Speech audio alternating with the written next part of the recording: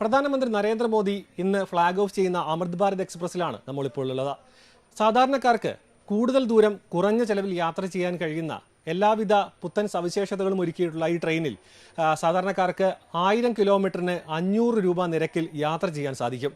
അതുമാത്രമല്ല, കുഷൻ ബെർത്തുകൾ, സീറ്റുകൾ, ഒപ്പം തന്നെ CCTV ക്യാമറകൾ, ഒപ്പം അത്യാധുനിക ടോയ്ലറ്റ് സംവിധാനങ്ങൾ, റീഡിംഗ് ലൈറ്റും മറ്റും, പിന്നെ ഒപ്പം തന്നെ അത്യാധുനികമായിട്ടുള്ള എല്ലാ സവിശേഷതകളും ഒരുക്കി അധികം കുലുക്കമില്ലാതെ, അതാണ് വലിയൊരു പ്രത്യേകത. അതായത് ചെറിയ നിരക്കിലാണെങ്കിൽ പോലും വലിയ കുലുക്കമില്ലാതെ യാത്ര ചെയ്യാൻ പറ്റും. അതിനുള്ള സവിശേഷത, അത്തരത്തിലുള്ള ഒരു ആധുനികമായിട്ടുള്ള സാങ്കേതിക വിദ്യ ഉപയോഗിച്ചുകൊണ്ടാണ് ഈ ഒരു ട്രെയിന് നിർമ്മാണം അടക്കം നടത്തിയിട്ടുള്ളത്.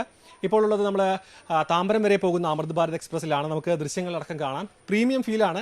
പക്ഷേ സാധാരണക്കാർക്ക് താങ്ങാൻ പറ്റുന്ന, വന്ദേ ഭാരത് ട്രെയിൻ അടക്കം വന്ന സമയത്ത് ഉണ്ടായിരുന്ന വലിയൊരു അധിക്ഷേപമായി അല്ലെങ്കിൽ ഒരു വിമർശനമായിരുന്നു, വലിയ പ്രീമിയം യാത്രക്കാർക്ക് മാത്രം യാത്ര ചെയ്താൽ മതിയോ ഇന്ത്യൻ റെയിൽവേയിൽ. പക്ഷേ അതിൽ നിന്ന് വ്യത്യസ്തമായി സാധാരണക്കാരെ ലക്ഷ്യം വെച്ചുകൊണ്ടാണ് ഇപ്പോൾ ഈ ട്രെയിനുകൾ ഇപ്പോൾ വന്നിട്ടുള്ളത്.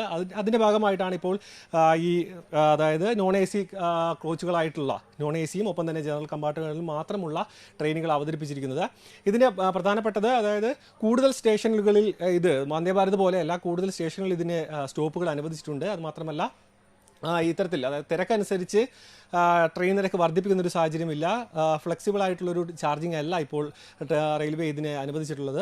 മാത്രമല്ല, കൂടുതൽ ദൂരം, അതായത് പ്രധാനപ്പെട്ട നഗരങ്ങളെ ബന്ധിപ്പിക്കുന്നതുകൊണ്ട് തന്നെ ഈ ഒരു തിരക്ക് പരിഗണിച്ചുകൊണ്ട് 22 കോച്ചുകളടക്കം ഇപ്പോൾ ഈ ട്രെയിനിനെ ഇപ്പോൾ റെയിൽവേ പ്രഖ്യാപിച്ചിട്ടുണ്ട്.